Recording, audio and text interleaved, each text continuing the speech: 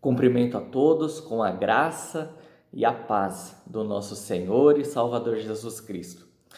Este é um vídeo muito especial. Sendo bem sincero, era o assunto que eu mais queria que chegasse.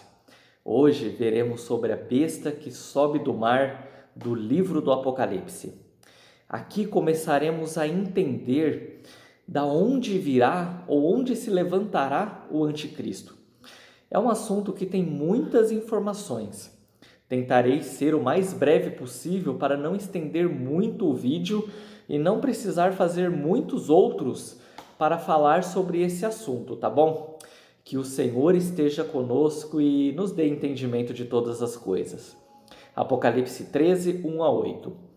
E eu pus-me sobre a areia do mar, e vi subir do mar uma besta, que tinha 7 cabeças e 10 chifres, e sobre os seus chifres 10 diademas, e sobre as suas cabeças um nome de blasfêmia.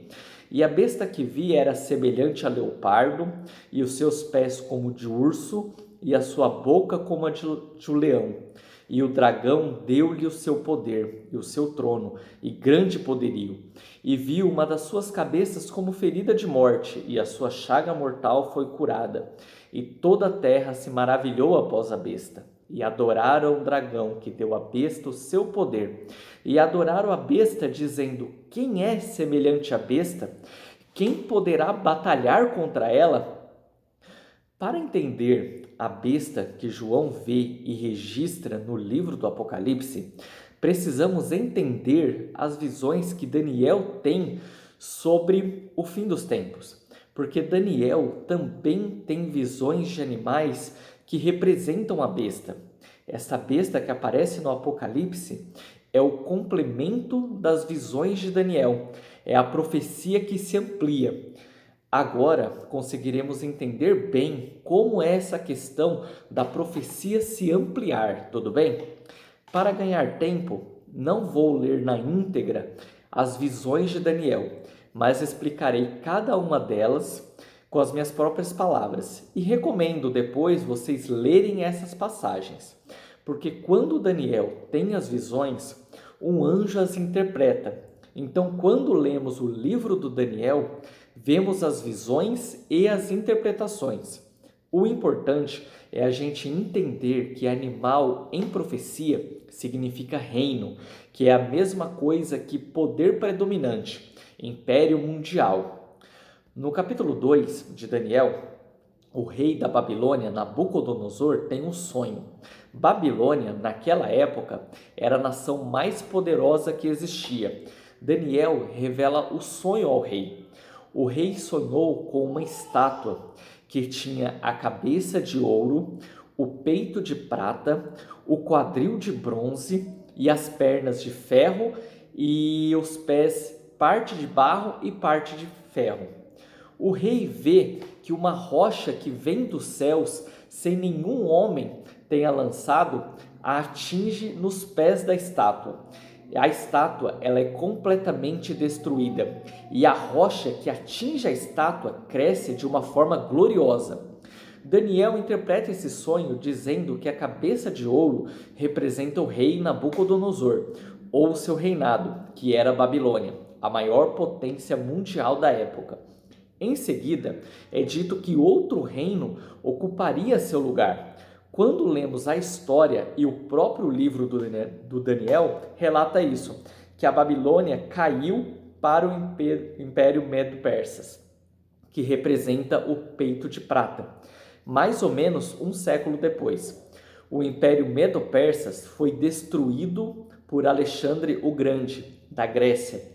A Grécia passou a ser o grande império mundial, o terceiro reino, que era o quadril de bronze. Quero abrir aqui um parênteses, porque Daniel tem uma outra visão específica da queda do Império Medo-Persas para os gregos, e a riqueza de detalhes que a profecia traz é algo impressionante. Em Daniel, capítulo 8, ele vê um carneiro que tinha 2 chifres. O carneiro com 2 chifres representa o Império Medo-Persa. Ele vê que o segundo chifre do carneiro sobe mais do que o primeiro. Isso é histórico. Os medos começaram a reinar, mas em seguida os persas que assumiram o controle de tudo e fez o império prosperar e crescer bem mais. Em seguida, Daniel vê um bode que vem do ocidente sem tocar o chão. Esse bode representa a Grécia. Ele vem sem tocar o chão, mostrando a velocidade das conquistas deste império, e que este bode tinha um chifre muito grande entre os olhos. Este chifre representa Alexandre, o grande conquistador da época. A Grécia acaba com os medo-persas e se tornam a grande potência mundial. Mas ainda no capítulo 8, Daniel vê que o chifre grande é quebrado no auge da sua força. A história comprova isso. Alexandre o Grande morre com 32 anos e ele estava no auge do poder. No lugar do chifre grande, nasce 4 chifres menores, que são 4 reinos, que não têm a mesma força do primeiro. Isso também a história mostra.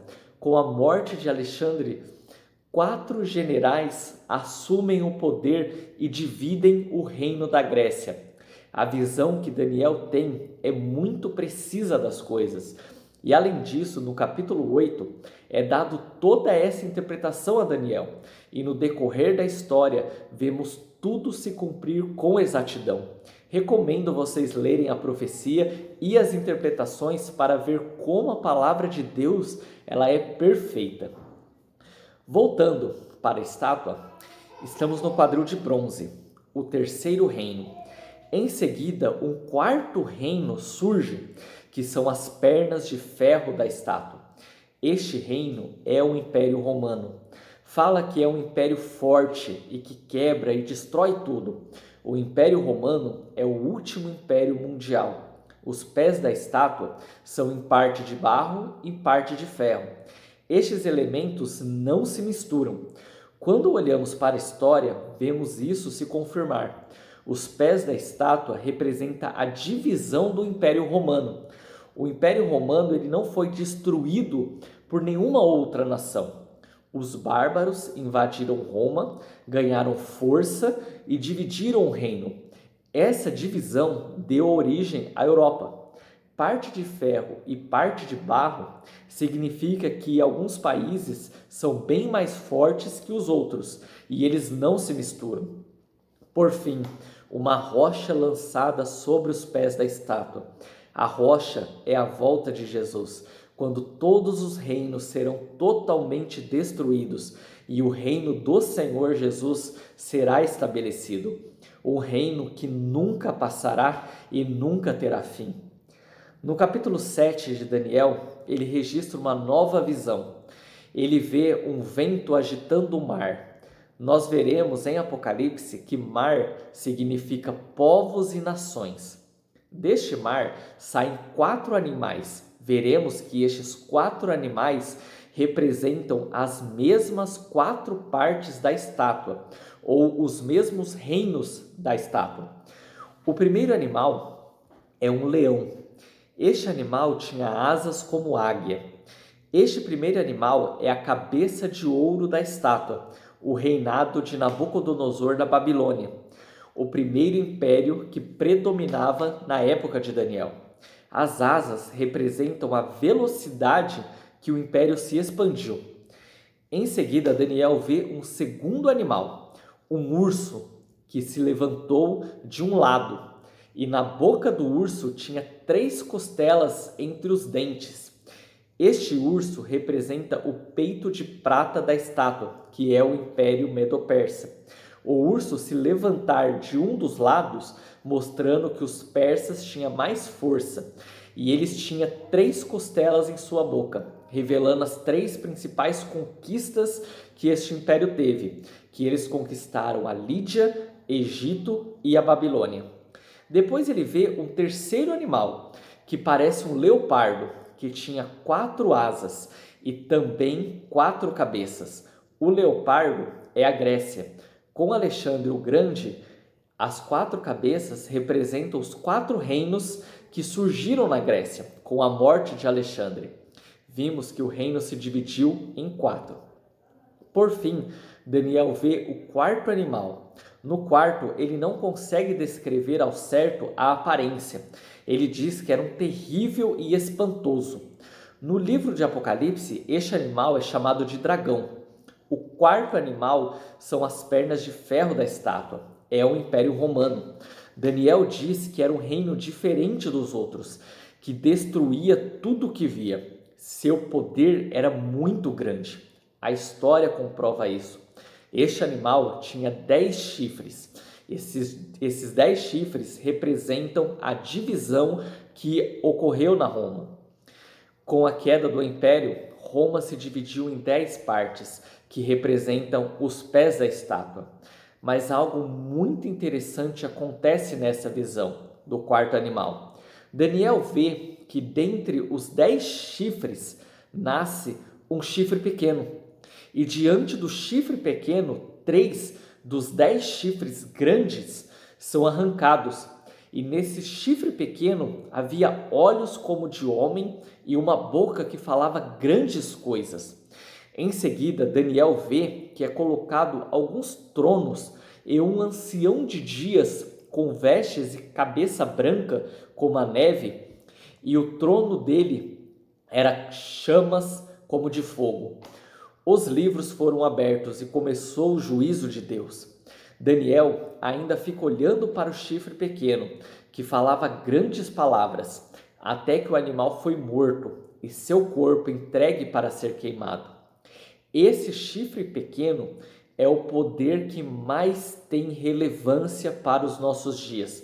Falaremos sobre ele no próximo vídeo, pois provavelmente será um vídeo específico só para falar sobre ele, pois é dele que vem o anticristo.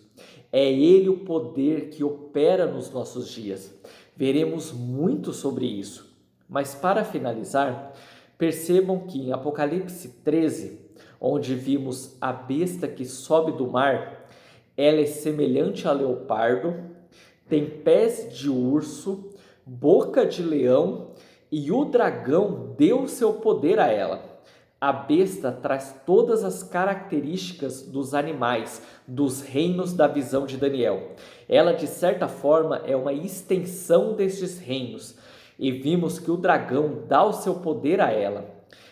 O dragão era o Império Romano. A besta que irá se revelar ao mundo no final dos tempos é o chifre pequeno que vem do dragão. No próximo vídeo veremos toda a revelação que é dada a Daniel sobre esse chifre pequeno e diante de todas as características conseguiremos entender quem ele é. Este é um assunto de extrema importância, talvez o mais significativo de todas as revelações sobre o fim dos tempos, porque entender onde é a raiz da mentira, o trono de Satanás, de onde virá a abominação, o engano, faz com que a gente não seja enganado. Porque a palavra diz que o anticristo virá com poder, e ele tem poder de persuasão. Ele vai enganar o mundo com suas palavras de mentira. E ele não será um tirano, como muita gente acredita. Pelo contrário, ele irá se posicionar como aquele que promove paz, harmonia entre as religiões, amor entre as pessoas. Ele até vai falar de Deus, mas na verdade tudo que ele oferece é mentira. Seu objetivo é anular o sacrifício de Jesus Cristo, é afastar as pessoas da verdade, dizendo que cada um pode viver como bem desejar, que não existe consequência pelo pecado, não precisa se arrepender de nada. Seja uma boa pessoa, ame o próximo e está tudo certo, porque afinal somos todos filhos de Deus. Ainda que essas palavras soem como algo agradável, não podemos ser enganados. Sem arrependimento de pecado, sem a gente se render a Cristo, sem santidade, ninguém verá a Deus. Jesus Cristo é a verdade. Ele é a própria vida, sem Ele não somos nada. Mas quando o convidamos a fazer parte da nossa vida, quando entendemos quem Ele é e que é o nosso Salvador, daí sim nos tornamos filhos de Deus. somos libertos de todos os nossos pecados e teremos direito ao reino de Deus. Que o Senhor abençoe a cada um e não deixe de assistir o próximo vídeo, tá bom? Que Deus esteja com todos nós e que Deus abençoe a sua vida. Em nome de Jesus, amém.